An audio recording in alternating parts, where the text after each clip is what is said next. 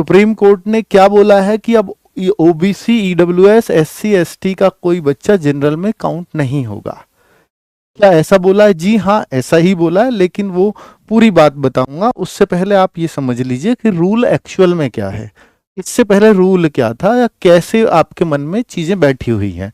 तो रूल ये है कि ओबीसी, एससी, एसटी, देखिए बच्चे, आपको इतना तो पता है ना कि जो जनरल कैटेगरी में है ना, उसमें एज मान लीजिए यहां पर 18 से 23 साल है। और ये एसएससी जीडी से मुद्दा उठा है, पता है? एसएससी जीडी 2016-17 के आसपास की भर्ती है ये, जिसमें 62,000 के आसपास वैकेंसीज आई। इन 62,000 वैकेंसीज में पता है क्या हुआ? कुछ बच्चों के मार्क्स जनरल कैटेगरी से ज्यादा आ गए, ओबीसी के बच्चे थे, और जनरल कैटेगरी से ज्यादा मार्क्स ले आए कुछ एससी के बच्चे थे जो जनरल कैटेगरी से ज्यादा मार्क्स ले आए। तो वो कह रहे थे कि हमें अब ओबीसी की कट ऑफ चली गई हाई, ओबीसी की कट ऑफ हाई चली गई, जनरल की कट ऑफ कम थी। तो ये कह रहे थे ओबीसी वाले कि भाई हमें फिर जनरल में काउंट कर लो, हमें बाहर क्यों रख रहे हो? मान लीजिए ओबीसी की कट ऑफ गई 70, जनरल की कट ऑफ गई 65, अब इस बच्चे के 68, तो इसका ओबीसी में तो सिलेक्शन हो नहीं रहा। तो वो कह रहा है कि भैया मेरे को जनरल में काउंट करो, फिर मेरे को बाहर क्यों रख रहे हो आप? मैं तो जनरल से ज्यादा मार्क्स लेके आया हूं। रूल क्या कहता है सुन लो। अगर जनरल से ज्यादा मार्क्स लाता है कोई बच्चा, इन कैटेगरीज का जनरल से ज्यादा मार्क्स लेकर के आता है, जनरल कैटेगरी से ज्यादा मार्क्स लेकर के आता है, तो वह अपनी कैटेगरी में आरक्षित सीट के बजाय जनरल कैटेगरी की सीट पर काउंट हो जाता है।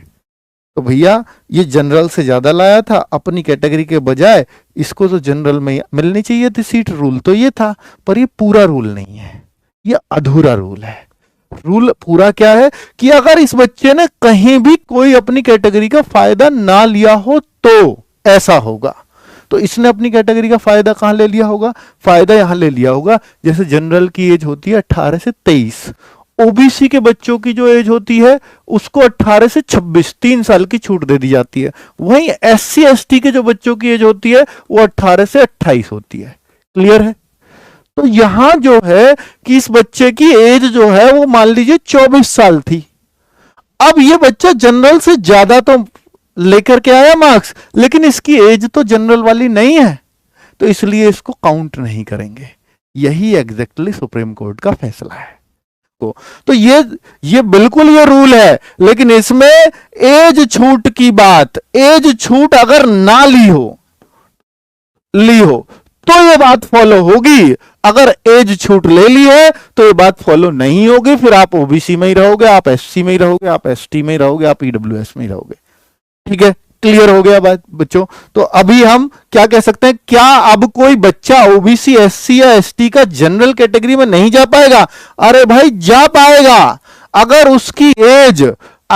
एज उसकी जनरल वाली है तो वो बिल्कुल जनरल में जाएगा, बिल्कुल जनरल में जाएगा। ये लीजिए, बिल्कुल लिख के दे रहा हूं, और सेम चीज सुप्रीम कोर्ट का सेम ही डिसीजन है। ठीक है, जिसकी एज ही नहीं आ रही वो जनरलों की सीट नहीं काटेगा, जिसकी एज ही नहीं है भाई वो, ये तो बिल्कुल यही रूल चलता है, वही चीज दोहराइए। तो इसलिए बहुत कंफ्यूज मत हो। वो हाई कोर्ट ने बच्चों को कंफ्यूज कर दिया था, फिर सुप्रीम कोर्ट ने उसको एकदम क्लियर कर दिया। तो अभी किसी तरह का कोई कंफ्यूजन अपने मन में मत रखना, यही डिसीजन था। थैंक यू वेरी मच, नमस्ते।